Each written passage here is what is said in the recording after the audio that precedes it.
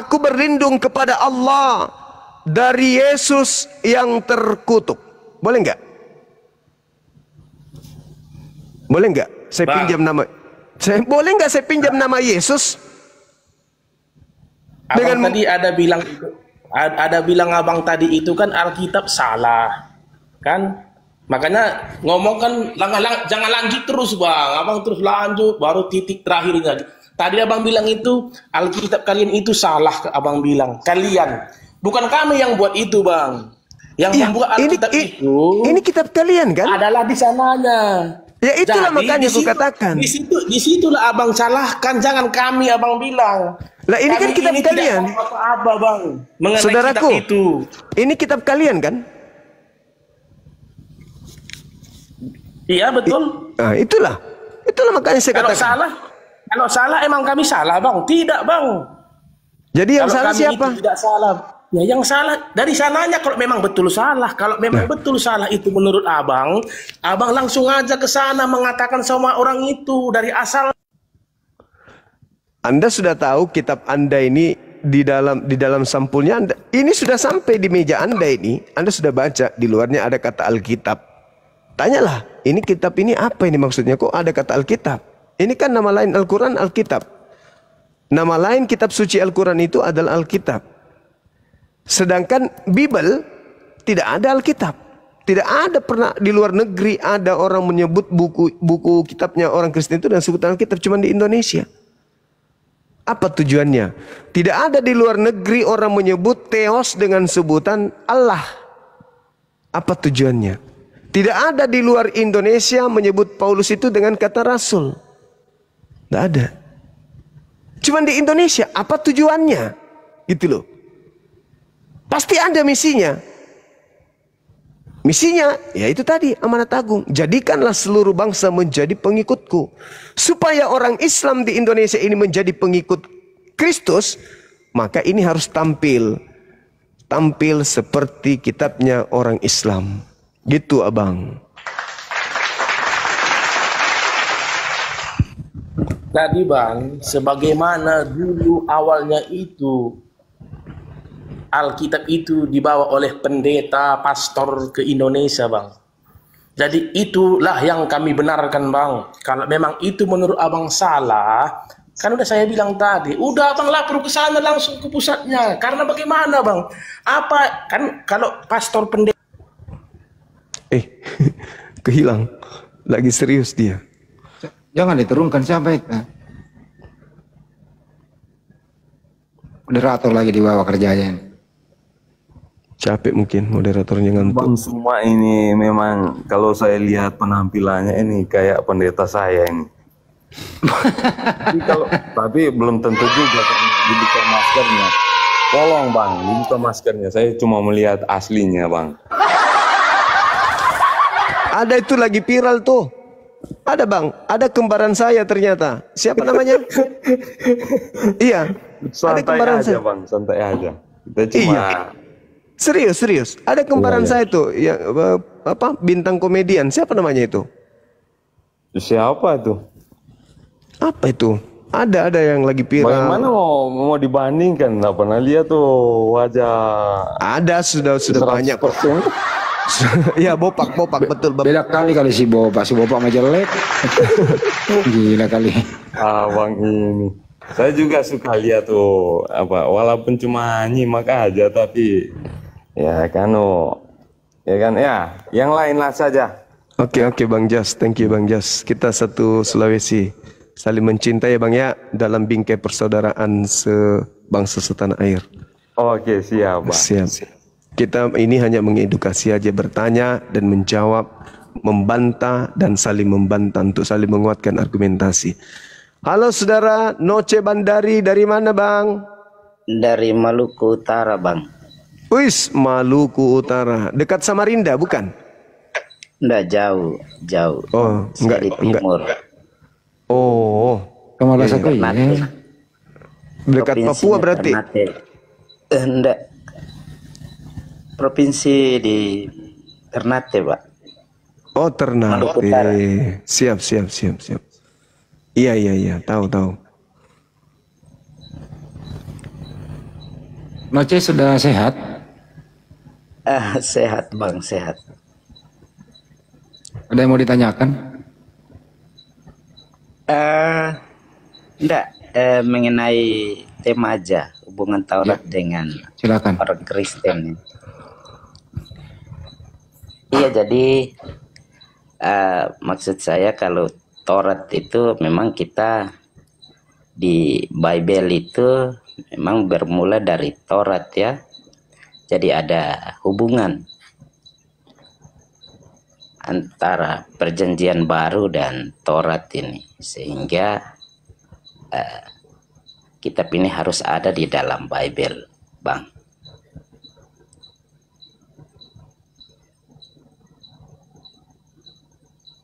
Di mana Bang dalilnya di Torah kepada Musa agar diberikan kepada bangsa lain di luar Israel? Enggak, memang Taurat itu diberikan kepada bangsa Israel. Nah, Iya. tapi kami mengenal Allah itu dari Allah Israel. Pencipta Ya, alam semesta itu kan dari bangsa Israel.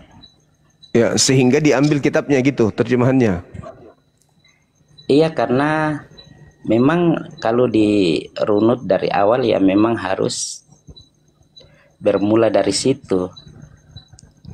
Tapi kan peruntukannya hanya untuk Bani Israel Bang. Kok jadi Anda yang ngambil? Enggak, tapi yang kami imani itu kan Allah Israel. Iya, Allah Abraham, Allah Israel Ishak, Yakub. menyatakan diri, memperkenalkan diri kepada Bani Israel. Iya, memang pada mulanya, pada awalnya memang bangsa Israel. Tapi ini kan Tuhan untuk seluruh bangsa. Jadi bagi orang Kristen ya tidak ada masalah sebenarnya untuk mempelajari Tuhannya. Tapi tidak ada legalitasnya, tidak ada validasi dari Tuhan bahwa firman-Nya yang diberikan kepada Bani Israel itu diberikan kepada Kristen. Iya, kalau Kristen itu kan pengikut Kristus jadi baru ya. Tapi semua yang diajarkan oleh Yesus itu sebenarnya dari bangsa Yahudi, dari umat Yahudi. Jadi ada kesinambungan, ada hubungan lah Bang. Jadi kami harus memiliki kitab Taurat di dalam Bible Bang. Memiliki kitab Taurat di dalam Bible. Tapi kan kitab ini diwahyukan hanya untuk Bani Israel kan? Iya, kitab itu kan memang pada saat Berarti bangsa Israel keluar. Berarti pemiliknya Iya, siapa Bang? Memang pemiliknya umat Yahudi atau Israel Bang. Tapi kami memiliki Allah yang kami imani adalah Allah Israel. Jadi bagi kami orang Kristen ya tidak jadi masalah. Itu sama halnya begini abangku. Anda punya setan bermasker itu dipermasalahkan Alkitab ini untuk apa? Setan makhluk bermasker tiap hari. Santai Bang, santai. Santai aja Bang, santai, jangan emosi lah. Santai. Duduk di pojokan dulu Bang ya. Usia COVID setiap hari. Jadi sama halnya Bang Noce, diam dulu Bang Maskur. Tunggu giliran Anda. Anda duduk aja di situ ya sambil garuk pantat. Dengar. Saudara Noce, sama ketika Anda melihat tetangga Anda punya lahan luas. Ya kan ya? Terus kemudian Iya, Bang. Anda berpikir bahwa dia diberikan oleh negara. Lantas Anda merampasnya, Anda mengambilnya dengan alasan bahwa ya negara yang memberikan ke tetangga saya ini kan negara Indonesia. Saya juga percaya bahwa Indonesia adalah negara kami. Pak Prabowo adalah presiden kami. Kan percaya. Maka ya saya boleh dong mengambil tanah orang ini. Itu sama itu Bang. Padahal itu bukan hak Anda. Itu miliknya Yahudi. Enggak, tapi orang Yahudi tidak mempersoalkan itu ketika kami memiliki Taurat di dalam Bible Bang. Karena Anda cuma mengambil terjemahan. Enggak, karena kalau memang bangsa Israel mempersoalkan ketika Taurat itu ada dalam Bible, setidaknya orang Kristen yang di Israel sana pun pasti mereka sudah dilarang untuk menggunakan Taurat. Abangku, Tapi kan tidak dilarang, Bang. Ini sudah hampir 2000 tahun loh. Pertama, kitab Tanakh itu, Torah itu diterjemahkan ke Septuaginta. Abad 3 sebelum Masehi itu diperuntukkan untuk orang-orang Yahudi. Untuk orang-orang Di zaman Yahudi. Ptolemai ya, Bang. Iya, betul. Untuk orang-orang Yahudi itu diterjemahkan. Tapi kemudian di abad kedua, abad ketiga, abad keempat, Iya, beralih dia. Beralih. Awal memang diperuntukkan orang-orang Yahudi, tapi di zaman pemerintahan Ptolemai itu kan Ptolemai meminta supaya rabi-rabi Diterjemahkan. Yahudi menerjemahkan ke bahasa Yunani yang dikenal dengan Septuaginta. Kan dengan sukarela apa menerjemahkan itu, Bang. Itu berarti tidak masalah kan? Itu diterjemahkan untuk orang-orang Yahudi yang tidak tahu lagi Ibrani. Maka Ptolemai memerintahkan rabi-rabi untuk menerjemahkan itu ke dalam bahasa Septuaginta, bahasa Yunani. Supaya orang Yahudi yang ada di tengah-tengah Alexandria, orang Mesir ini, itu bisa kemudian membaca, mengetahui isi Torah, Tanakh dalam bahasa Septuaginta. Nah, awalnya diterjemahkan kepada orang-orang Yahudi yang tinggal di bangsa asing. Berubah turun sampai ke Roma. Masuk kemudian ke kerajaan Romawi. Abad kedua, abad ketiga, abad keempat. Sudah dicocokkan dengan kitab-kitab perjanjian baru. Akhirnya kitabnya Yahudi disebutlah perjanjian lama. Tapi tidak ada alasannya. Kenapa kemudian orang Yahudi tidak keberatan? Karena yang diambil oleh orang Kristen itu terjemahan dari Alexandria yang turun-temurun kemudian berubah sehingga terjemahan yang kalian katakan perjanjian lama itu sudah jauh meninggalkan aslinya. Jadi tidak ada lagi haknya orang Yahudi untuk mengklaim itu kan terjemahan kitab kami. Kenapa? Karena ketika mereka mendudukkan kitab asli disandingkan dengan perjanjian lama milik Kristen, ternyata nggak sesuai. Lain di asli, lain di terjemahan. Makanya mereka tidak lagi keberatan karena sudah lain. Saya bisa buktikan itu. Contoh misalnya di Yeskiel 34 nomor 16. Di situ dikatakan kata samad. Kata samad itu harusnya kulenyapkan, kumusnahkan, kubinasakan. Tapi masuk di dalam kitab saudara itu menghilang. Kata binasa itu menjadi apa? Kupelihara, kulindungi. Kubinasakan dengan kulindungi itu berbeda. Jadi orang Yahudi berpikir, lah ini kan bukan kitabku. Itu kan terjemahan yang sudah jauh dari kitabku. Ngapain kurusin? Enggak, tapi kalau dilihat itu sama, hampir sama kan. Mungkin apa penafsirannya yang agak berbeda dalam terjemahan. Tapi sebenarnya sekiranya kitab Anda ini tertulis di luar di sini Taurat, mungkin kalian akan ditegur. Akan ditegur oleh Yahudi yang punya wewenang.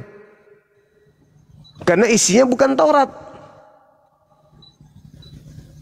Tapi karena kalian menggunakan Alkitab, maka yang negur kalian kami, umat Islam. Karena isinya bukan Alkitab. Gitu loh Bang. Coba aja ganti Taurat. Torah Moses.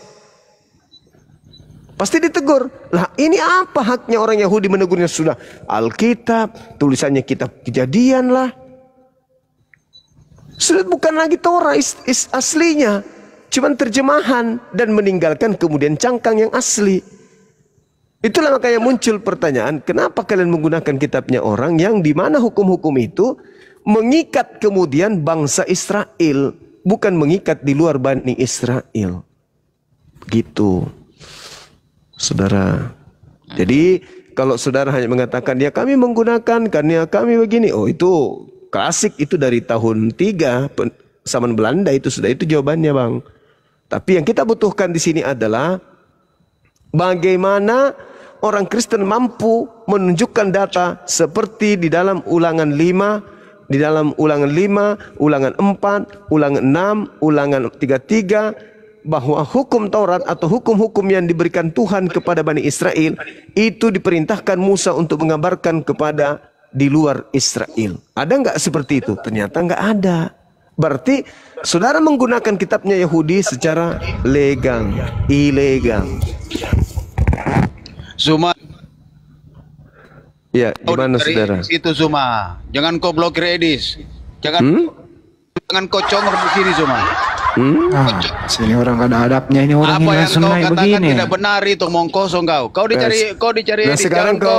sekarang saudara coba. Kau blokir Edis. Sekarang saya blokir Edis. Kau takut kau Bodoh. Sekalian kau juga saya blokir seumur hidup. Masih mau kau datang besok? Masih mau kau? Hah? Ya kau lagi datang di sini, saya blokir kau sama Edis. Edis itu kan sudah ada di Amerika. Harusnya dia penginjilan kepada orang-orang Islam yang ada di Amerika sana. Ngapain dia masih masuk ke Indonesia ini untuk berdebat? Dia kan sudah di luar, sudah kabur dari Indonesia ini ya. Kenapa harus kembali lagi ke Indonesia? Kalau memang mau berdebat dengan orang Indonesia, waalaikumsalam, maka dia harus kembali ke Indonesia baru berdebat dengan kita. Anda sudah kabur keluar kok, di luar aja. Di luar banyak orang Islam di luar. Kalau mau berdebat dengan orang Indonesia, kembali ke Indonesia. Gitu. DPO kok diajak debat. Sebelum lanjut, untuk teman-teman yang nonton yang ada tadi sudah hampir 14K ya. Mohon di follow yang ada di sini, Ustadz Alif, Akang, saya, Bunda Rama, ya, di follow ya, jangan lupa dong. Ini ada ketua kita nih, Ustadz Alif. Di follow ya teman-teman ya. Lanjut. Jangan lupa Pak Gondrong juga di report nih Pak Gondrong. Dan mungkin sebelum lanjut, Gurunda dan Ustadz Alif, mungkin bagus diumumkan ya. Yang itu amanah dari netizen, mumpung masih 9K lebih ini. Ustadz Alif. Nanti tunggu videonya dari ini, Bun. Dari Ustadz Tarijan. Iya. Beliau mau kirim video supaya kita putar ucapan terima kasih kepada netizen yang sudah membantu dalam rangka kerabakan kemarin. Kebakaran. Gurunda. Iya, cocok Mi. Iya. Kita tunggu video dari beliau untuk kita tayangkan ucapan terima kasihnya, gitu Bun. Yang pasti kemarin kita sudah salurkan bantuan dari teman-teman netizen kepada Ustadz kita. Nah, kita tunggu video testimoninya, ucapan terima kasihnya untuk netizen, gitu. Sekarang kita umumkan ini tentang milad aja, milad, gitu. Silakan Ustadz, mumpung masih banyak netizen. Milad apa Ustadz? Assalamualaikum warahmatullahi wabarakatuh Ustadz. Akang.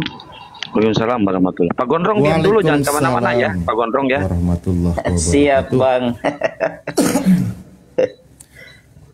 Oke, baik Ikhwan Fillah semuanya, ada 9.100 200 mata memandang. Kami informasikan kabar yang sangat bahagia, kabar yang sangat dinanti-nantikan. Penkem Ustadz, gak bisa. Lanjut. Yaitu milad kedua Yayasan Apologet Islam Indonesia. Alhamdulillah akan diselenggarakan pada tanggal 13 September 2025 bertempat di Masjid Al-Ittihad, Tebet, Jakarta Selatan. Insya Allah nanti akan dihadiri, yang pasti ya, insya Allah itu seluruh para pengurus di Yayasan Apologet Islam Indonesia, termasuk Panglima kami, Bang Zuma, dan juga Bang Handi, Akang, Bunda Rahma, dan Aikores, Aimoto, Gus Wapi, semua. Dan juga nanti ada beberapa tokoh nasional yang insya Allah akan hadir. Di antaranya yang sudah kami undang adalah ada Ustadz Samsul Arifin Nababan, ada Pak Tengku Nasrullah, juga ada aktor senior Pak Deddy Miswar, insya Allah. Ya, Ikhwan Fillah semuanya yang ingin turut hadir, kita ramaikan kesuksesan Yayasan Apologet Islam Indonesia, berdirinya Apologet Islam Indonesia yang ini masuk tahun kedua. Silahkan daftar ke Aikores, ya. Saya sebutkan dulu nomornya. Mana nomor telepon Aikores? Bunda Rama, bantu disiapkan nomornya ya. Sebutkan nanti. Saya sebutkan dulu nomor rekeningnya. Ya. acara ini nanti HTM-nya adalah 100k ya.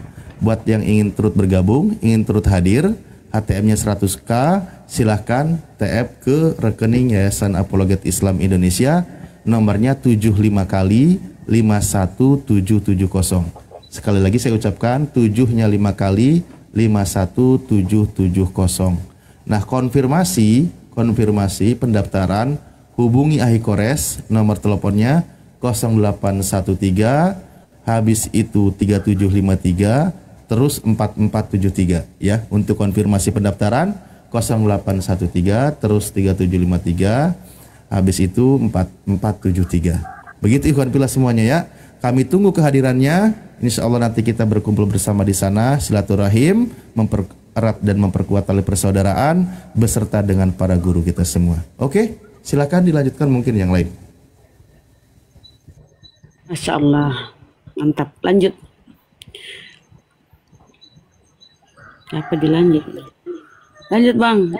Memang namanya ada namanya itu Noce. Lanjut bang Noce.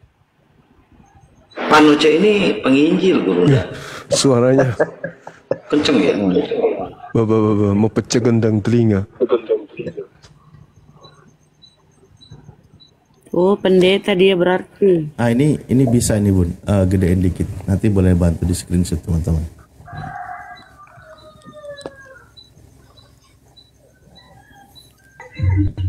Ya, ini playernya, silakan Iwan pilih. Di situ ada pengumumannya, ada nomor teleponnya, ada nomor rekeningnya, silakan. Insya Allah beberapa tokoh juga akan hadir di sana. Mari kita meriahkan. Yang ingin foto bareng dengan Gurunda, Masya Allah nanti Insya Allah ya, siap di sana. Kalau gini nggak kelihatan kotaknya ya. Oke, lanjut diskusi. Ini tetap playernya. Silakan. Nah, gitu. Saya bikin kopi dulu. Oke. Silakan di moderatori mana Akang, Bunda Rahma. Iya, Pak Noce. Pak Noce ini penggembala ini, Pak Noce ini. Bagaimana Bang? Pak Noce ini penggembala nih, teman saya ini Ustaz. Cuma begini Bang Noce. Cuma belum dicukur. Bang Noce, kembali ke topik dulu. Iya, siap, bisa nggak itu Kristen itu berdiri sendiri tanpa ada kitabnya Yahudi nempel? Bisa atau tidak? Nggak nyambung nantinya Bang Andi. Nggak nyambungnya di mana Bang? Nggak kan mengenai Tuhan Yesus itu kan dinubuatkan dari kitab-kitab sebelumnya, dari kitab-kitab Tanakh, ya kan? Di mana tertulis itu dinubuatkan Bang? Sepertinya nggak ada deh. Jangankan dinubuatkan Bang, yang punya kitab aja sendiri nggak mengakui itu Yesus. Ini pertanyaannya Bang Andi, terjemahan LAI benar nggak Pak Noce? Nggak semua benar Bang. Nggak semua benar Bang Andi, jujur kalau Pak Noce. Nah, itu dia. Iya, memang kalau itu ya memang nggak terlalu tepat sih yang lain. Itu loh Pak Noce, maksudnya nggak bagaimana mau dinubuatkan gitu loh. Itu kan cuman penafsiran terjemahan Septuagint yang Anda pakai, penafsiran berdasarkan iman Kristen gitu loh. Iya, dari nubuatan-nubuatan misalnya dalam kitab Perjanjian Lama itu lebih cenderung menuju kepada Yesus Kristus. Nggak ada Bang. Yesaya 53 itu nggak ke Yesus, Yesaya 96 nggak ke Yesus. Iya, kalau Yesaya 53 itu memang sangat mirip ya dengan proses penderitaan Yesus. Nah, di situ ada kata dia tidak akan membuka mulutnya, sedangkan di salib buka mulut. Iya, kalau buka mulut dalam konteks melawan kan mungkin. Gitu loh, jadi nggak ada, itu kan ya masih saya. Kalau Yesaya 96 di situ telah lahir, sudah lahir, Yesus belum lahir. Ya udahlah, ada nubuatan-nubuatan. Lebih baik kalau mau memperkuat Bang Noce, gitu ya, lebih berbau Yunani saja, berdasarkan konsili. Tertullianus, itu baru kena tuh. Karena ini ada dua budaya yang ada di dalamnya ini saling kontradiksi. Satu budaya yang beraliran dari Samawi, gitu ya. Satu budaya beraliran dari pagan, nggak bisa diketemukan gitu loh, Bang Noce. Kalau Yudaism itu kan cenderung sekarang Torah begitu. Mereka tetap bertahan di situ. Kalau Kristen kan nggak ada urusan ngambil dia. Pertama nih, perbedaan Tuhan, perbedaan sembahan. Terus Kristen mengambil sembahannya Yudaism turun menjadi manusia. Ini sebenarnya kan agak-agak sedikit menantang. Untung aja Yudaism itu orangnya pendiam. Ya bodo amat lalu gitu loh. Tapi jangan coba ganggu-ganggu mereka. Nah, nanti kan sadis juga kalau Anda masuk kampung orang kan. Seperti yang terjadi di video-video itu, diperlakukan tidak enak. Ada yang digamparin, ada yang diludahin tuh. Gitu loh. Jadi Pak Noce ya berpikir ulang lah. Bahwa tidak ada hubungannya kalau menurut saya. Itu Pak Noce, silakan. Iya, jadi di topik ini kan jelas bahwa Taurat dengan Oten kan, jadi kami menurut saya itu bahwa Taurat itu tetap dimasukkan ke dalam Bible, Bang.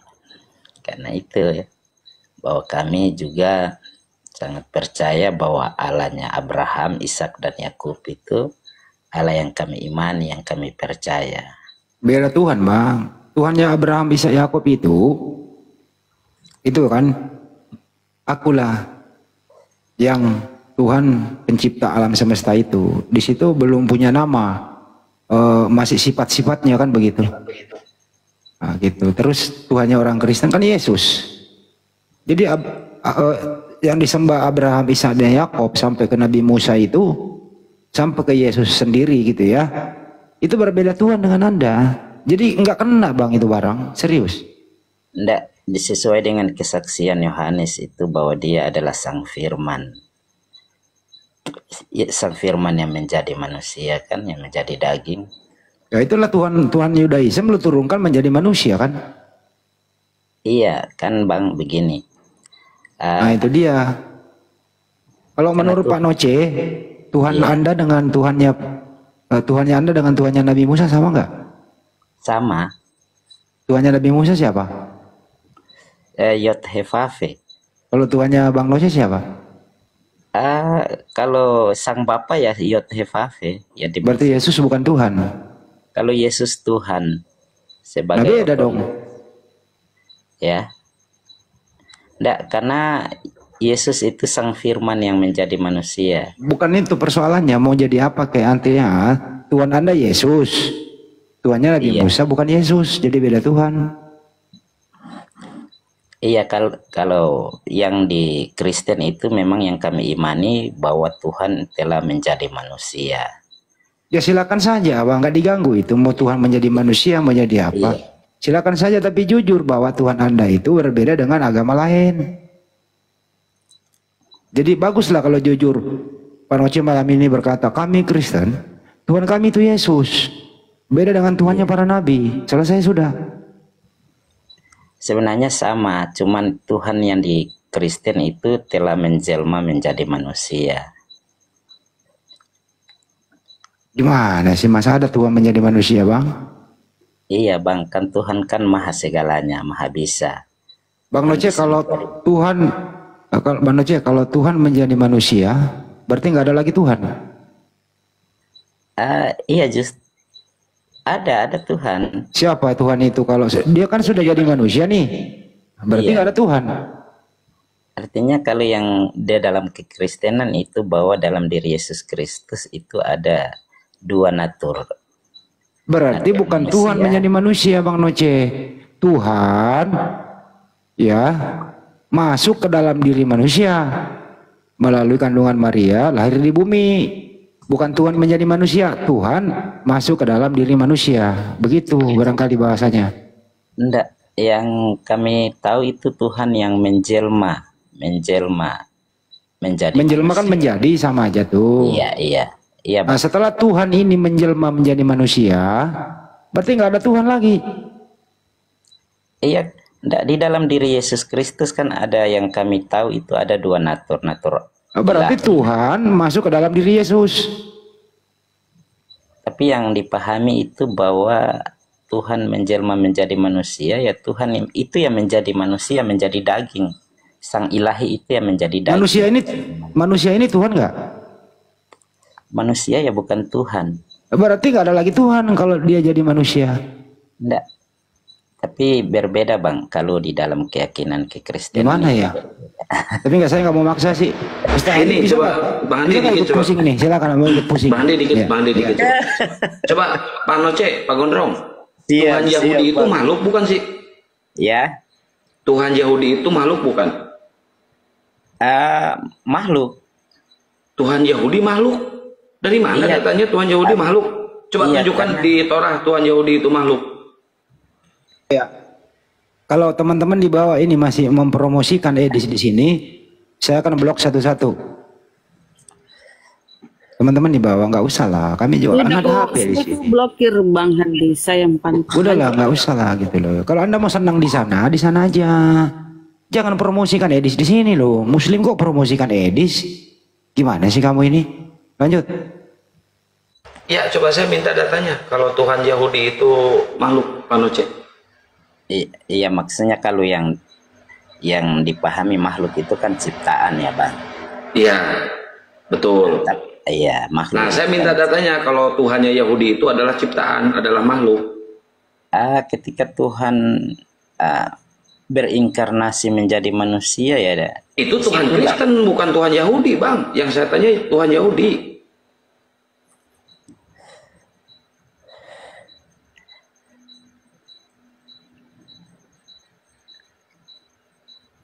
Ayo.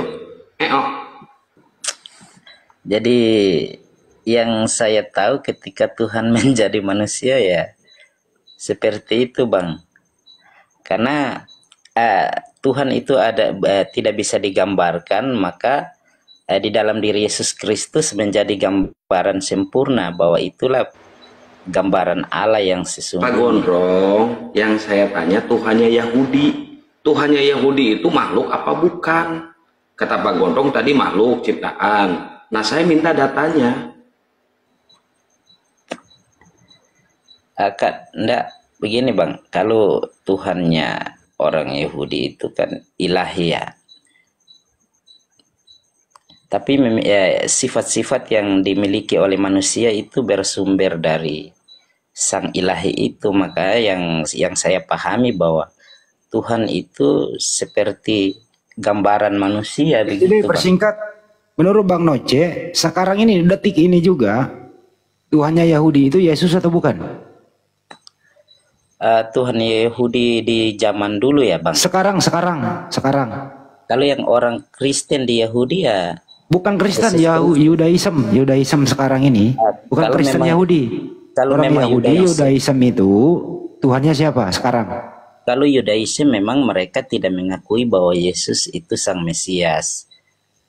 Enggak, Tuhannya Yahudi sekarang siapa menurut Anda? Iya, kalau Tuhan Yahudi ya masih tetap Hashem. Oke, Hashem. Tuhannya Iya. Kristen siapa? Yesus Kristus. Sama enggak tuh Tuhan Anda dengan Tuhan Yahudi? Sebenarnya kalau dari awal mula itu sang Bapa ini kan Sama sama enggak Hashem. sebenarnya? Pertanyaannya bro, sama enggak tuh Tuhan Anda dengan Tuhan Yahudi sekarang ini? Detik ini juga? Kalau yang mengenai Yesus Kristus ya tidak sama Bang. Tidak sama, baik. Artinya apa? Tuhan Anda Kristen dengan Tuhannya Yahudi beda.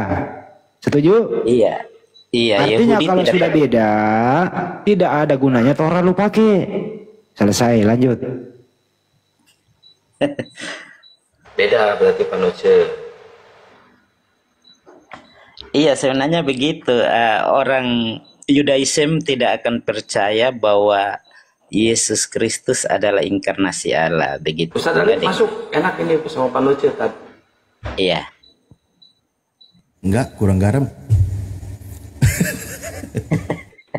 Tapi kalau kita lihat rambutnya ya gondrong. Padahal dalam Bibelnya sendiri ya 1 Korintus 11:14 kehinaan bagi laki-laki berambut gondrong, berambut panjang. Nah, itu sudah dibahas sama Bang Kian Santan ulang-ulang itu. Iya Bang, aduh, kehinaan loh. Lanjut Ustadz.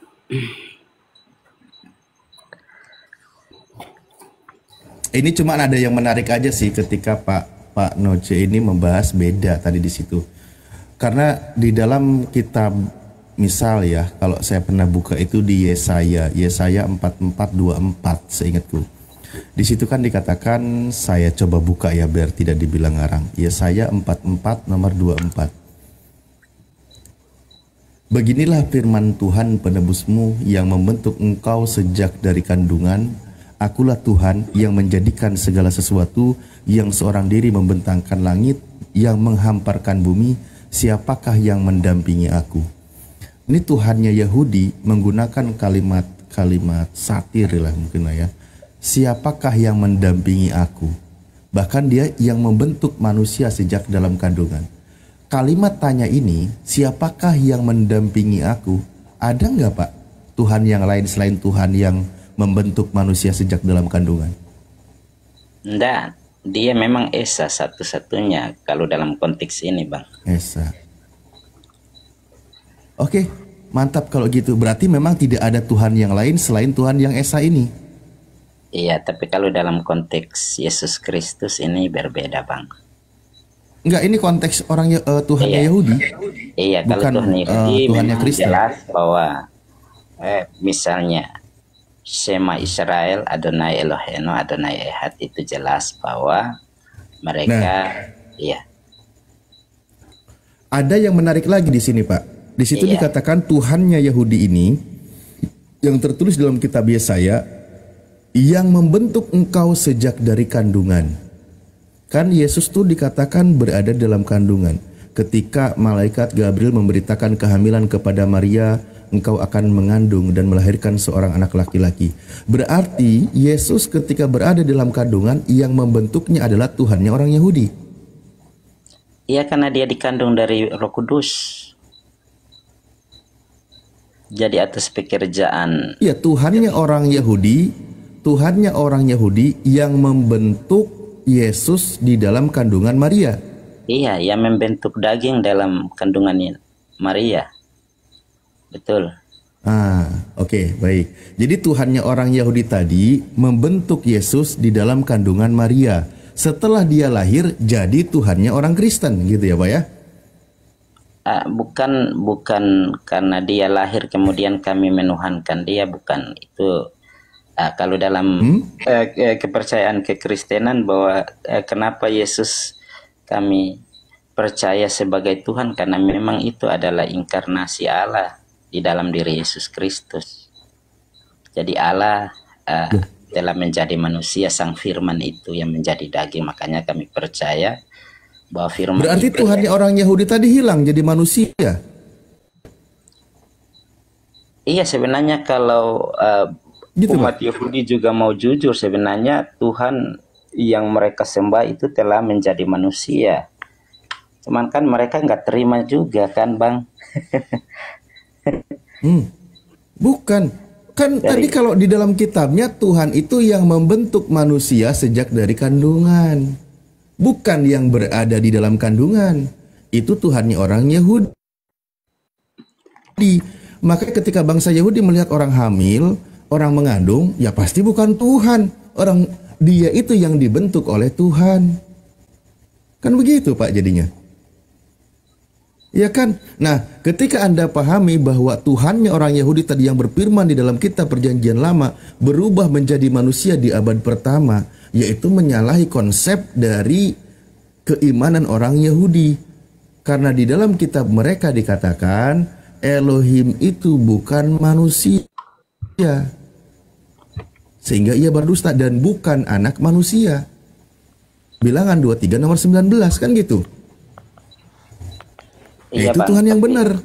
Makanya ketika ada orang lahir, walaupun penuh dengan keajaiban, orang Yahudi nggak akan percaya kalau dia itu Tuhan.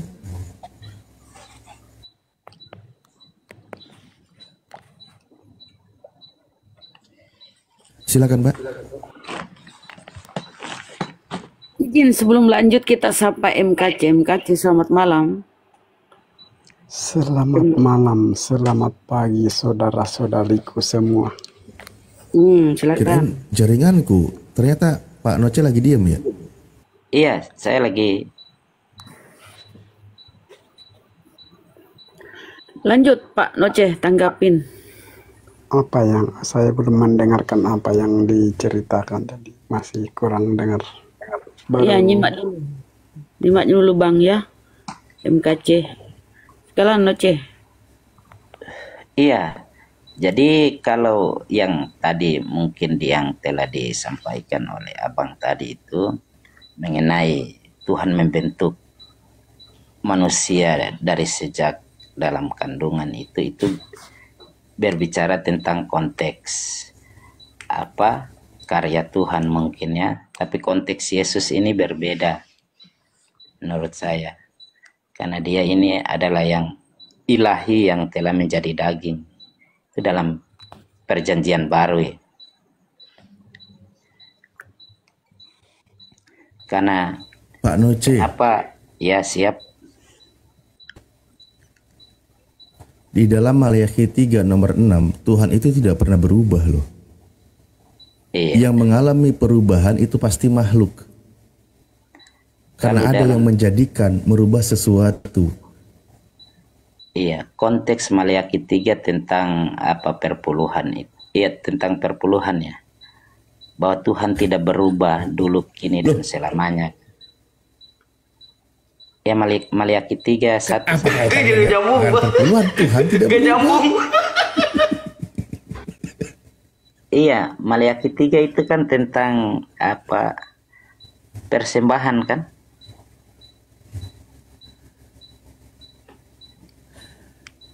Tapi ini menyebutkan Tuhan tidak berubah. Iya, tapi konteks ini berbeda, Bang.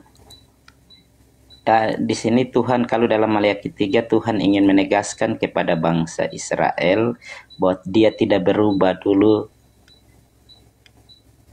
kini dan selamanya. Itu dalam konteks apa ya, persembahan persepuluhan mengenai apa ketaatan bangsa Israel dalam hal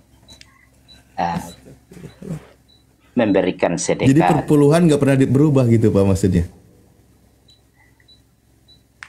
Iya, kalau di konteks itu memang begitu Bang.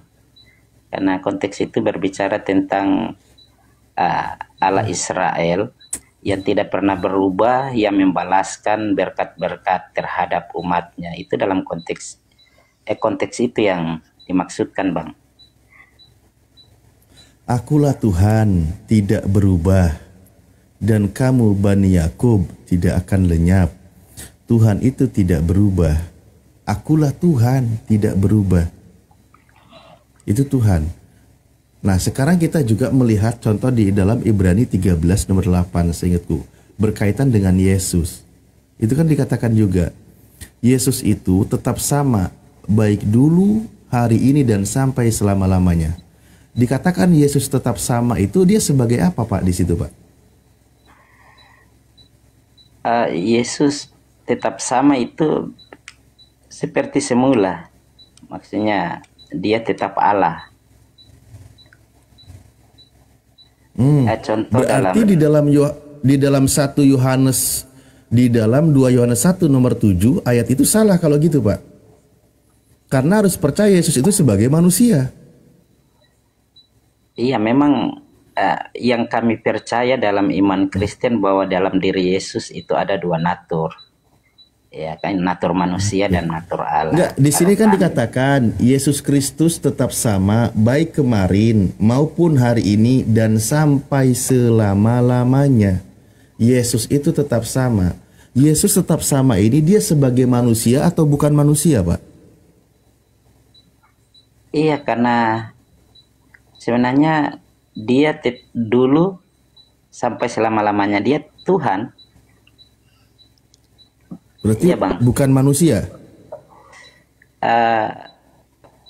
Kalau dalam kekristenan itu sebenarnya kami percaya bahwa itu yang tadi saya bilang, bahwa ada dua natur. Dan Yesus itu datang dari Allah. Dalam kitab Yohanes 14 ayat 1 sampai 3 itu jelas bahwa dia datang dari Allah.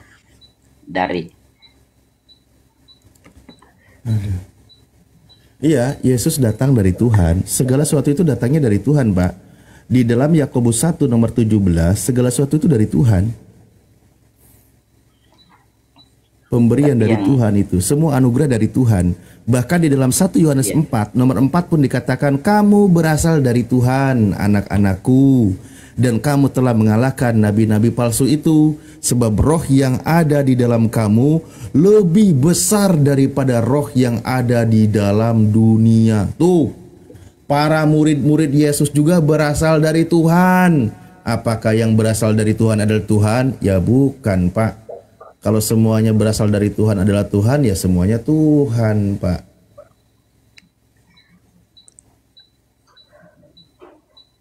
Tapi kami beriman kepada Yesus itu seperti yang tertulis juga di dalam Yohanes. Boleh aku izin bertanya Ustadz ke Iya, dia? Bang. Iya, Bunda. Bang, menurut Abang, apakah wajar, apakah masuk akal Tuhan Anda yang Anda tuhankan keluar dari rahim seorang perempuan, keluar dari Mr. V perempuan? Apakah Anda merasa itu wajar? Itu Tuhan dari situ. Kalau perempuan ya Miss P, Bunda, masa Mister Mister ya Allah, Miss V-nya perempuan. Iya, karena apakah Anda merasa wajar tuh Tuhan keluar dari kelamin? Rasa wajar? Saya rasa wajar-wajar saja, Bunda, karena begini, Bang, Bunda, karena memang dia manusia harus melalui proses sebagai seorang anak manusia ya. Di dalam Bibelmu dibilangan Tuhan itu bukan manusia. Di Hosea pun aku ini Tuhan bukan manusia. Tapi selain secara akal sulit diterima dengan akal, bahkan bertolak belakang dengan akal. Secara dalil pun tertolak, Bang. Masa Tuhan keluar lewat situ? Apa bedanya dengan Anda, manusia ini? Apa bedanya? Iya, kami kita ini keluar dari seorang ibu. Nah, masa Tuhan keluar dari situ? Di dalam perjanjian lama, kitab Yahudi tertulis, perempuan yang melahirkan tuh najis 7 hari. Bayangkan. Sementara Tuhan Anda keluar dari situ najis tuh perempuan melahirkan 7 hari. Iya, ndak masalah penilaian Mbak. Mama kok penilaian tuh dalil loh. Iya, maksudnya tapi kami tetap percaya bahwa Yesus itu Tuhan. Jadi yang keluar itu Tuhan. Tahu nggak kalau perempuan melahirkan tuh keluar bersama najis loh. Kok Tuhan sehina itu, Bang? Najis, ada air ketuban, lendir, darah, macam-macam tuh bercampur Tuhanmu keluar. Ya Allah, benar-benar deh. Oten. Enggak, mungkin Mbak Anda percaya, tapi kami orang karena bertolak belakang dengan secara akal, logika tertolak, secara dalil pun tertolak. Anda lari kemana? Anda cuma iman buta. Iman buta apa? Ibaratnya nih orang jatuh cinta yang dia nggak melihat nih si ini ngapa sih di si itu kenapa. Yang penting cinta. Berarti ibaratnya Anda iman buta ya. Tai kucing pun rasa coklat. Begini Mbak, begini Mbak. Artinya sebenarnya orang Kristen itu tidak sedang mempertuhan Yesus, tetapi karena Yesus itu Tuhan, kami mana dalilnya? Secara dalil tidak ada seperti itu, Bang. Secara logika tidak masuk akal. Coba mana dalilnya? Kami percaya bahwa Yesus itu datang keluar dari Sang Bapa. Iya, semua firman ini. Begini Mbak. Nah, Kenapa saya harus beriman kepada Yesus Kristus? Dalam karena kau nggak pakai akal. Begini Mbak, dalil dalam Yohanes 14 ayat 1 sampai 3, coba Mbak baca. Yohanes 14:1, 1:14. Enggak, Yohanes 14 ayat 1 sampai 3, tolong Coba kau dibaca. baca. Coba kau baca. Sebentar ya.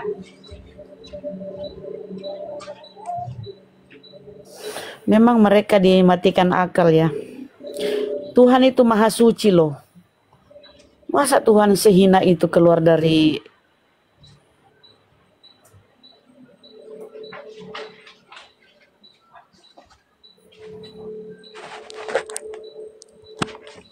Yohanes Coba baca. 4, Yohanes 14 ya. Bentar, saya buka.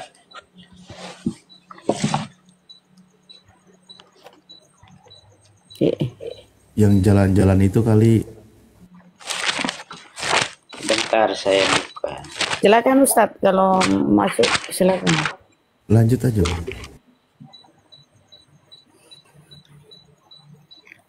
Iya, dalam Yohanes 14 ayat 1 sampai 3. Begini Mbak, bunyinya. Jangan gelisah hatimu, percayalah kepada Allah, percayalah juga kepadaku. Di rumah Bapakku, Bapakku banyak tempat tinggal. Jika tidak demikian, tentu aku mengatakan kepadamu. Sebab aku pergi ke situ untuk menyediakan tempat bagimu. Dan apabila aku telah pergi ke situ dan telah menyediakan tempat bagimu, aku akan datang kembali dan membawa kamu ke tempatku, supaya di tempat di mana aku berada, kamu pun berada. Di mana di situ Yesus Tuhan? Iya. Mana di situ tertulis dia Tuhan mana? Ini kalau Panoce kepental berarti Enggak, listriknya begini, mati ya. Bu. Ini tokennya habis nih Panoce nih. Ya. Tokennya bunyi-bunyi bang. Nggak ada di situ narasi Yesus Tuhan bang. Oke, Itu dia tujukan begini. kepada pengikutnya itu Bani Israel. Kamu Bani apa? Aku Iya, diutus hanya kepada domba-domba yang hilang dari umat Israel. itu Yesus disampaikan. juru selamat bagi umat Israel. Tolong kasih saya data di mana Yesus juru selamat bagi Kristen. Kasih saya satu aja bang data. Kasih saya data bang. Iya, kematian Yesus Kristus merupakan perdamaian. Saya kasih saya data di mana Yesus juru selamat bagi Kristen. Kalau di dalam Ibrani berapa itu ya?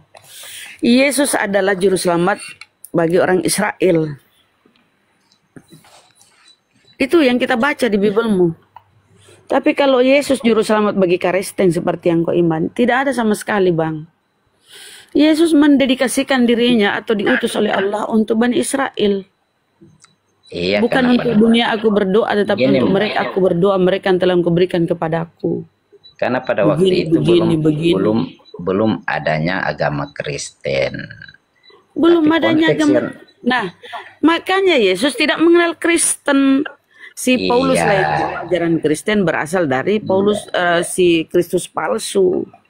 Makanya nggak nyambung kalian dengan Enggak. Yesus. Kalian Kalau mengklaim pengikut Mbak. Yesus padahal nggak nyambung. Mbak, kalau Kristen itu kan pengikut Yesus. Apa yang kau ikuti dari Yesus? Ada Yesus menyuruh kau bergereja? Nyanyi-nyanyi ada.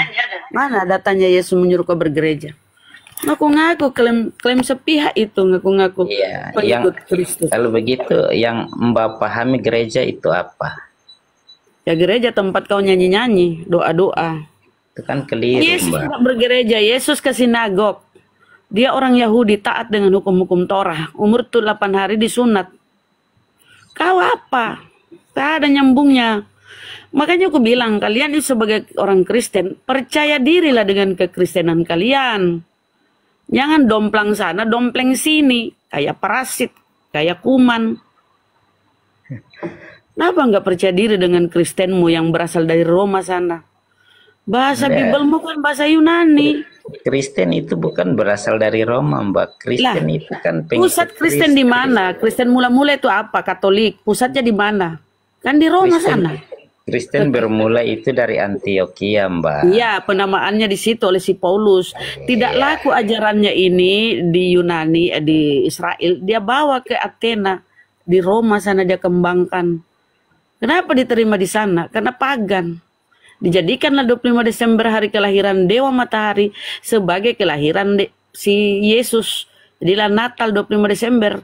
Padahal itu kelahiran Dewa Matahari.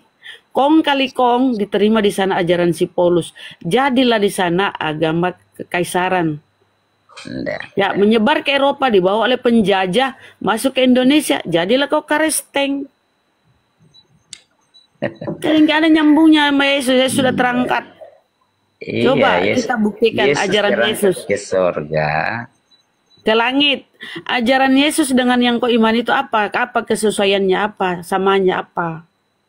Yesus mengajarkan tentang kasih, kebaikan. Kasih semua, biar kami orang Islam itu, ya Allah. Iya. Hablum minallah, hablum minan-nas. Janganlah ajari kami kasih. Gak usah penjajahan, perang salib. Jangan bicara kasih tentang Karesteng. Gak ada. Nggak usah kemana-mana. Tanpa jadi Karesteng pun, ya makanya aku bilang mana ajaranmu berkesuaian dengan Yesus. Misalnya Yesus menyuruh kau bergereja, menyuruh kau apalah apa begini, perintah Mbak. Yesus. Ketika dalam Matius 28 ayat 18 jelaskan, pergilah jadikan semua bangsa murid ku baptis bla bla bla. Di mana ya?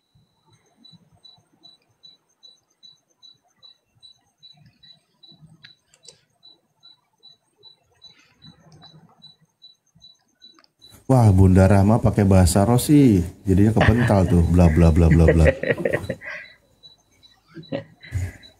Iya, Bang Kian bagaimana? Bang Ali. Sama Ustadz Alif, kalau sama saya nanti saya cukur itu rambut gondrong. Apa tadi Pak Noce? Tadi kepotong, narasinya apa tadi? Tuntaskan dulu. Oh, yang di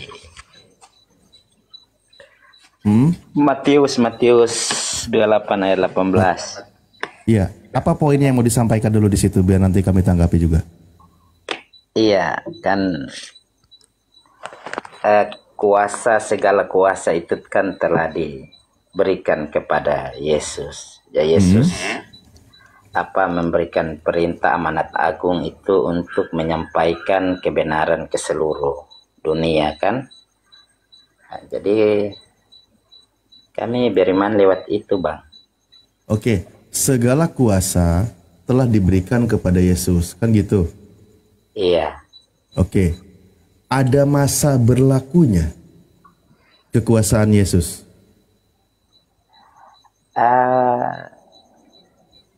Kekal yang menurut saya, Bang. Sebenarnya kalau kita lihat dari narasi awalnya, dia itu kan diberi kuasa. Baru diberi kuasa, kan gitu. Nah, kalau saya baca, Pak, di dalam 1 Korintus 15 nomor 24. Di situ dikatakan kemudian tiba kesudahannya, yaitu bila mana ia menyerahkan kerajaan kepada Bapa. Sesudah ia membinasakan segala pemerintahan, kekuasaan, dan kekuatan. Nah, kekuasaan yang dia miliki akan tiba kesudahannya dikembalikan kepada Bapa. Sudah selesai berarti itu. Dia menerima kekuasaan, kekuasaannya dia kembalikan kepada Tuhan setelah tugasnya selesai. Kan gitu, Pak? Itu dalilnya. Nggak berakhir sampai di situ, Bang.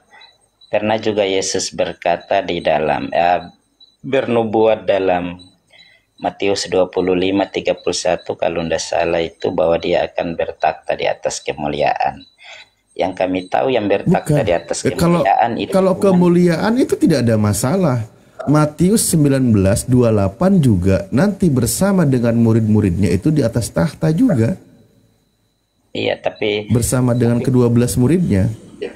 Tapi di sini di sini poinnya, Pak, dalam kitab Anda sendiri dari pengajaran Paulusnya akan tiba kesudahannya. Nanti segala sesuatu ketika tugasnya selesai dikembalikan lagi kepada Bapa. Kalau kekuasaan kerajaan dikembalikan kepada Bapa, berarti Yesus kembali pada posisi ya sebagaimana manusia pada umumnya. yang setara gitu, tidak memiliki kekuasaan. Coba, tadi kan di dalam Matius 28, Yesus diberi kuasa. Nah, setelah selesai tugasnya, kekuasaannya dikembalikan lagi kepada Tuhan. Kalau sudah dikembalikan kepada Tuhan, ya selesailah dia tugasnya. Ya seorang presiden kalau sudah selesai tugasnya dikembalikan lagi ke negara, selesai. Dia kembali pulang kampung jadi rakyat. Mantan presiden jadinya, kan gitu. Makanya di dalam kitab ada 2 Yohanes 1 nomor 3 kan dikatakan kita akan menjadi sama seperti Yesus dalam keadaan yang sebenarnya. Nah gitulah Pak. Siap. Siap diapain nih? Enggak.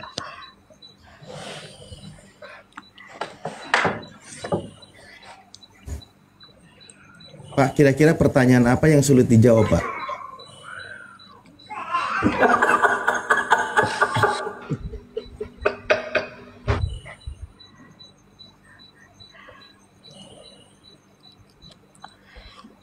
Gimana, Pak?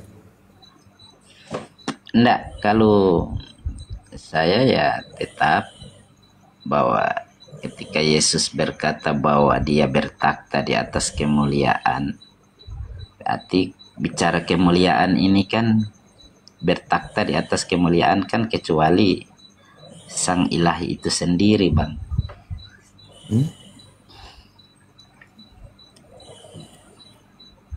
Aduh, Pak, tadi saya bacakan dalilnya loh, Pak. Matius 19 nomor 28, Yesus berkata, Aku berkata kepadamu sesungguhnya pada waktu penciptaan kembali apabila anak manusia bersemayam di tahta kemuliaannya, kamu yang telah mengikuti aku akan duduk juga di atas 12 takhta untuk menghakimi ke-12 suku Israel. Sama, dia bareng dengan muridnya itu sama, Pak.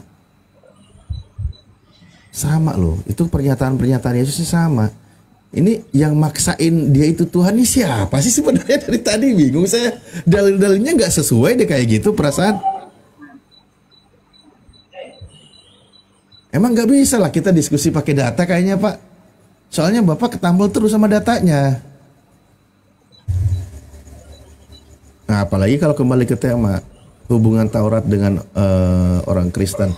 Tapi saya punya data menarik gini, Pak ya. Punya data menarik. Kitab Anda itu kan mencatat, tadi kan Pak Noce, sebelumnya saya tadi sempat mendengar bahwa Pak Noce termasuk mengakui terjemahan LAI tidak semuanya benar gitu ya Pak ya? Iya Bang.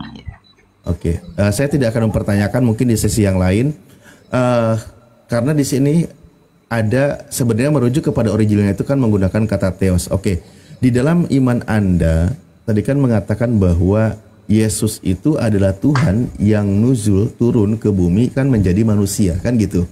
Iya. Itu konsep iman Anda ya. Iya. Cuman saya menemukan data yang menarik Pak. Data yang menarik di dalam kitab Anda sendiri. Yaitu di dalam Kisah 14 nomor 11. Kisah Rasul 11. Ya. Kisah 14 nomor 11. Anggap aja ini materi sangat berat ya Pak ya. Saya sambil share screen gitu ya, biar kelihatan saya serius diskusinya. Iya. Nah, di sini dikatakan kitab Anda. Saya coba buka ya, sebentar. Ini efeknya saya buang dulu. Kok tampilannya gini, Kang? Tadi saya pakai foto jadi ini kayak mana ya? Aduh. Hilangin ininya kayak mana ya?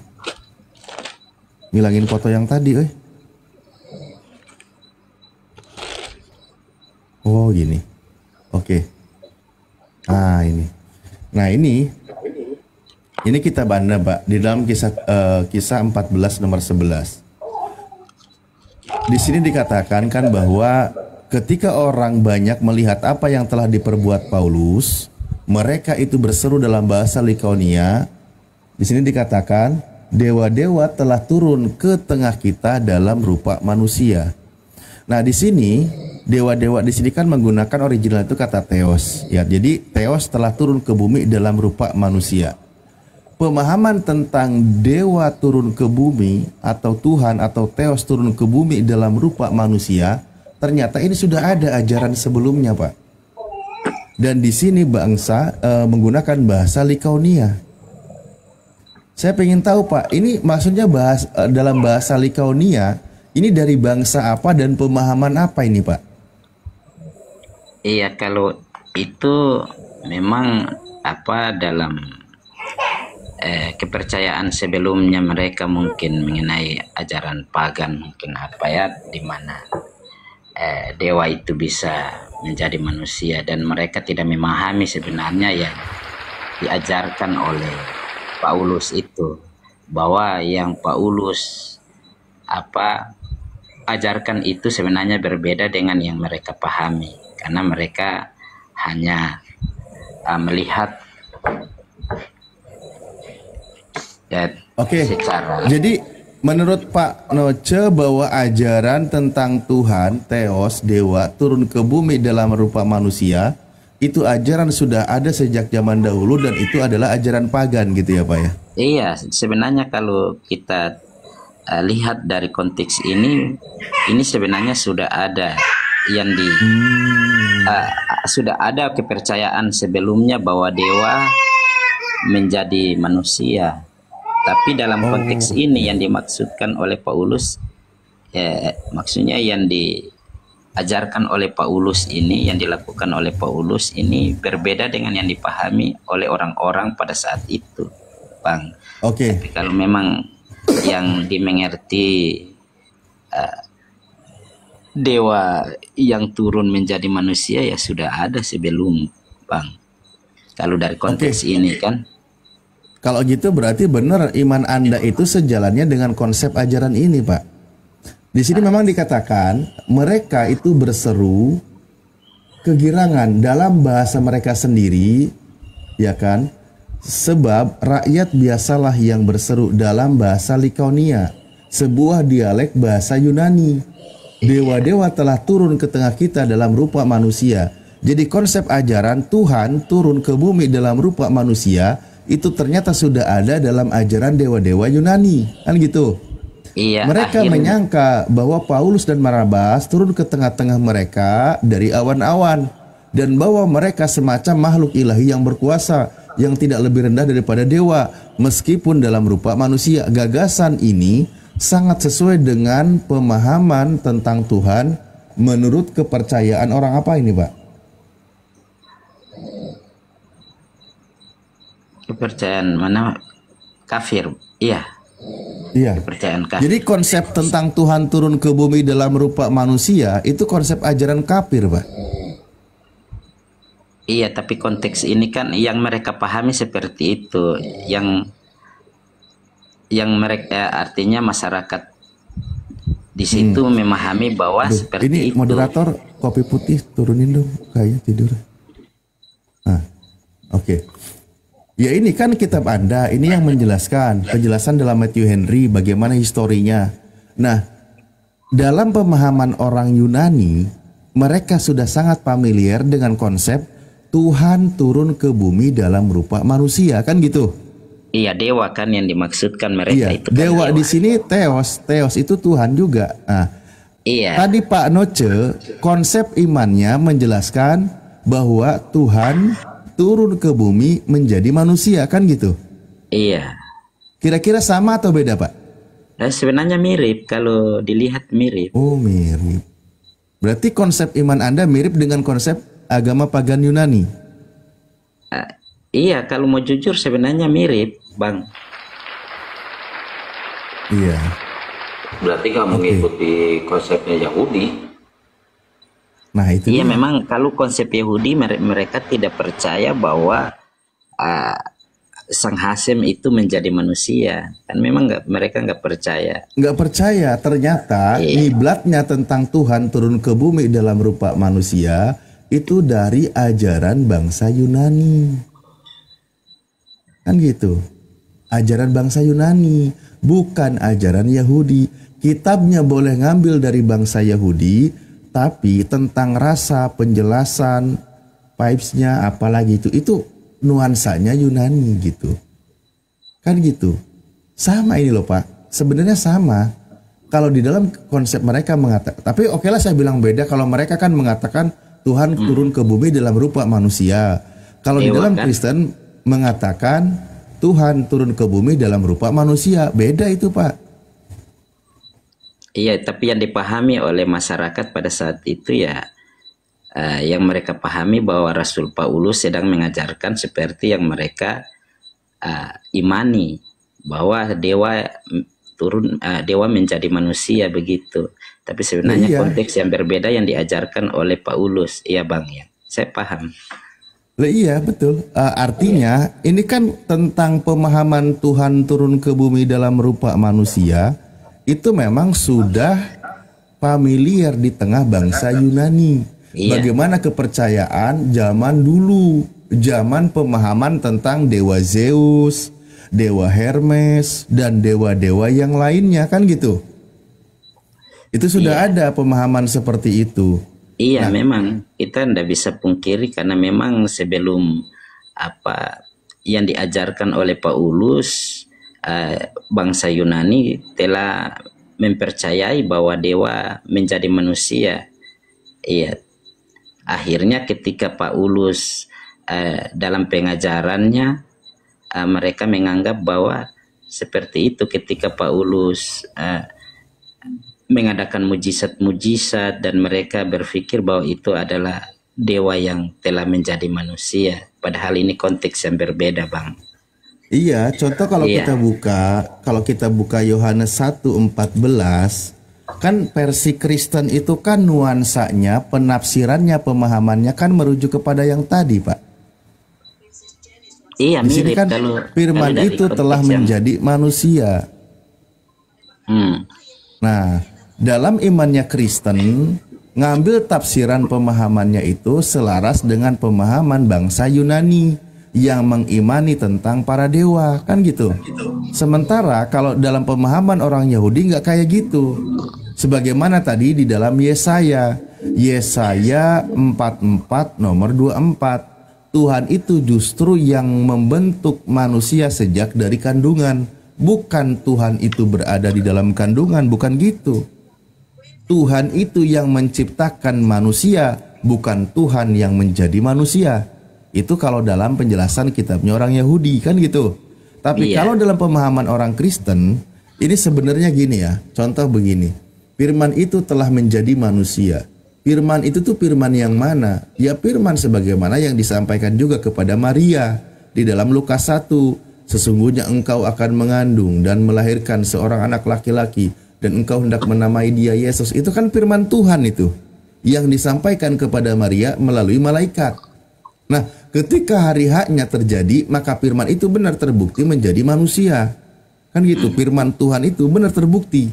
Nah, tapi dalam menjelaskan ini, orang Kristen mengimani firman itu yang sebagai Tuhan yang ke bumi menjadi manusia.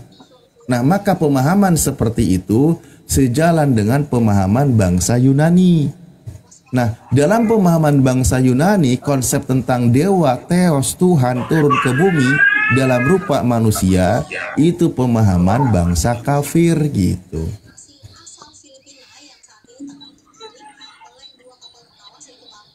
Iya kan, Pak? Betul nggak? Betul apa benar? Kalau dalam konteks ini memang begitu, Bang. Ya udah. Jadi kekristenan itu tidak ada kaitannya tentang ketuhanan dengan bangsa Yahudi atau dengan kitab Torah. Tapi lebih cocok konsep ketuhanannya melalui dari bangsa Yunani atau dewa-dewa Yunani. Kan gitu?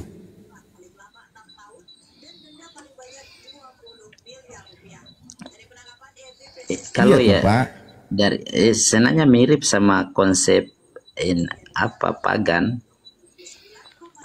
Iya. Tapi konsep pagan, konsep mengakui juga Pak Norses. Bukan Bang. Artinya saya mengakui kemiripan di sana, ya kan? Iya. Tapi dalam keimanan kekristenan itu kenapa yang kami imani Yesus harus menjadi manusia, memang dengan yang kami pahami itu karena ada karya keselamatan yang Tuhan mau buat.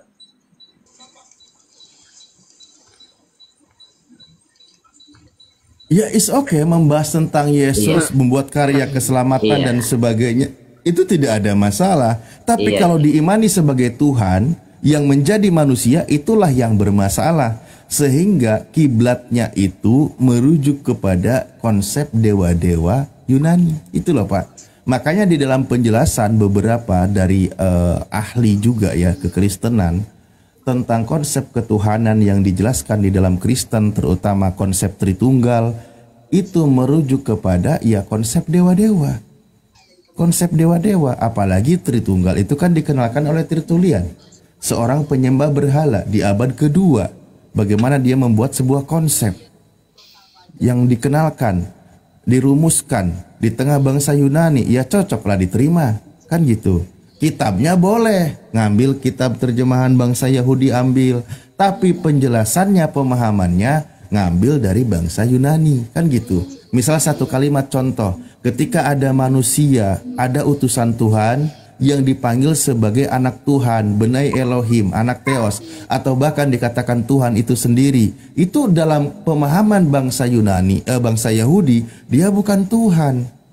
Misal Nabi Musa dipanggil sebagai Elohim, sebagai Tuhan. Orang Yahudi tidak menuhankan Nabi Musa, itu hanya sebutan sebagai wakil Tuhan di muka bumi yang menyampaikan firman Tuhan, menegakkan hukum Tuhan. Tapi kalau masuk ke dalam konsep orang Kristen, ketika Yesus dikatakan sebagai anak Theos, maka dipahami juga sebagai Theos.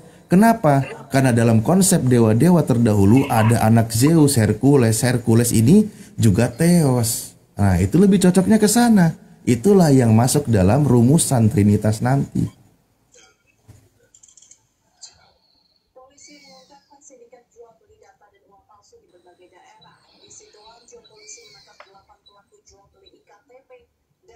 Setuju nggak Pak? Setuju banget. Iya, maksudnya saya kalau dalam konteks dalam kisah Rasul itu memang itu jelas yang dipahami oleh orang-orang di sekitar itu ketika Paulus sementara menyampaikan kebenaran. Emang menurut Pak Noce Yesus itu berada di mana Pak Noce? Di sorga, Bang. Kata siapa Pak Noce? Izin Ustaz Alif, saya sedikit ya. Lanjut. Ya, gini Pak Noce, Yesus itu tidak berada di surga. Coba Pak Noce baca Matius 16 pasal 9. Kepadamu, ini Yesus bicara kepada Petrus ya. Kepadamu akan kuberikan kunci kerajaan surga. Jadi kunci kerajaan surga berada di si Petrus. Nah, sekarang kita lihat Yesus berada di mana? Pak Noce buka di Ayub. Nih, kebaca nggak? Ayub 27 pasal 3 ya. Setelah napasku masih ada padaku dan roh-roh Allah masih ada dalam lubang hidungku. Nah, jadi yang ada di dalam lubang hidung adalah roh Theos, Pak Noce. Nah, siapa yang berada di surga? Pak Noce lihat di Daniel 7 pasal 9, Pak Noce. Kelihatan ya? Nih. Iya. Sementara aku tulus melihat tahta-tahta diletakkan, lalu duduklah yang lanjut usianya, pakainya putih seperti salju dan rambutnya bersih seperti bulu domba. Kursinya dari nyala api dengan roda-roda api yang berkobar-kobar. Nah, yang berada di surga itu ternyata yang udah lanjut usianya, sedangkan Yesus diangkat ke surga, kata Bible, usianya 33 tahun, Pak Noce. Jadi di sini ada timpang ya. Di sini mengatakan, di Ayub mengatakan roh Theos itu berada di lubang hidung. Terus di Matius mengatakan kunci surga itu ada di Petrus. Nah, di manakah Yesusnya? Ini di Ayub 27 pasal 3 dalam lubang hidung, Pak Noce. Nah, gimana tuh Pak Noce? Enggak, ini konteks yang berbeda, Bang. Oh, berbeda Pak Noce. Ini sama loh. Gimana sih? Iya, itu kan apa ketika siapa Ayub dalam pergumulan kan. Jadi kalau mengenai yang lanjut usia itu berbicara tentang Sang Bapa sebelum Sang Bapa itu menjadi manusia. Kok Bapak jadi manusia? Mana ada Bapak jadi manusia? Nggak ada manusia. Iya, maksudnya kan Sang Firman, bagian dari Allah itu yang menjadi manusia yang. Ini mah bener kata Ustaz Alim, jangan pakai data, ya ngeliur. Nah itu dalam 1 Yohanes 1 itu yang Sang Firman itu kan.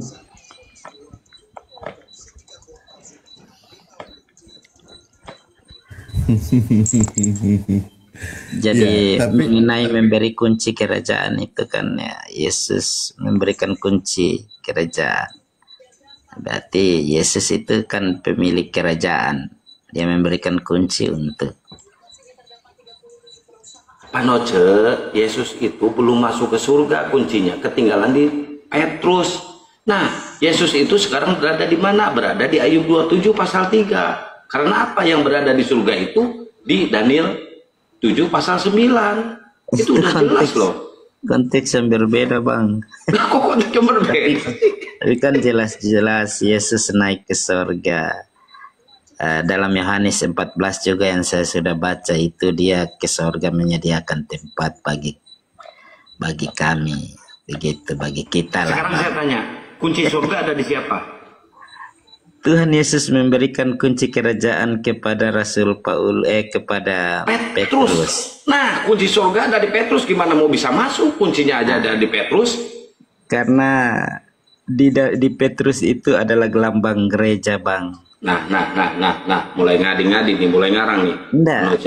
Karena sekarang kunci surganya ketinggalan di Petrus. Ya. Yesus naik ke surga. Mau pakai kunci apa? Kuncinya ada di Petrus, nggak bisa masuk dia. Jangan-jangan di gerbang surga dia diemnya. Kan dia kan pemilik surga. Jadi apa salahnya ketika di mana? Kan kuncinya ketinggalan di Petrus. Ini, Bang. Kan itu ajaran-ajaran Yesus supaya mudah dipahami. Ya, Tuhan Yesus. Kayaknya smart door lock gitu ya, pakai kode ini ya, jempol itu ya. Smart door lock kayaknya. Makanya. Aduh, Tan lanjut Tan. Pakai smart door lock kuncinya ternyata Tan. Iya.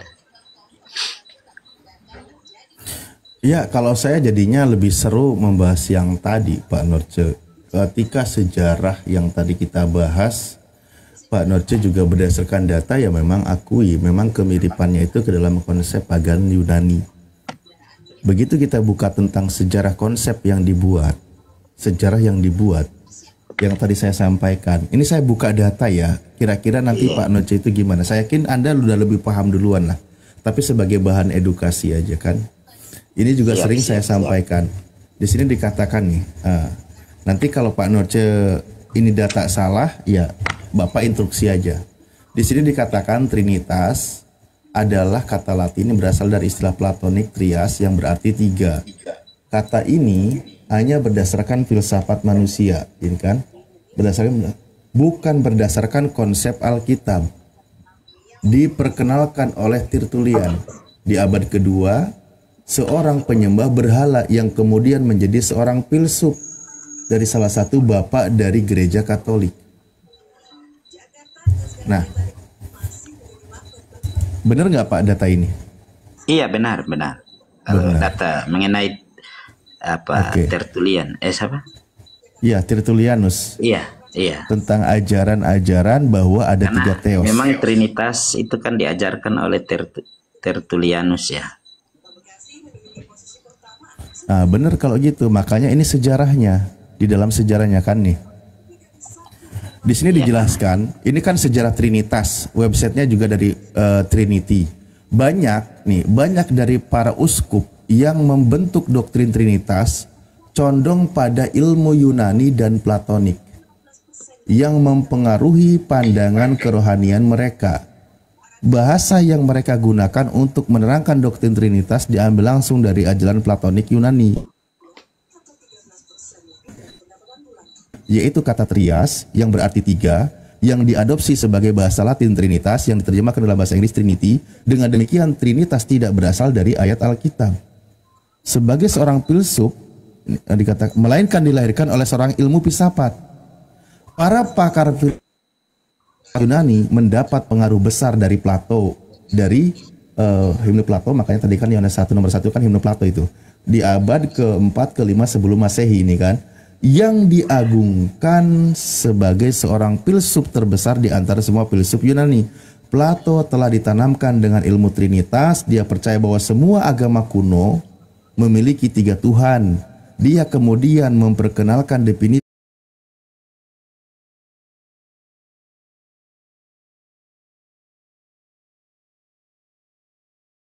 Ibrahim menghancurkan berhala-berhala itu berkeping-keping, kecuali yang terbesar induknya, agar mereka kembali bertanya kepadanya.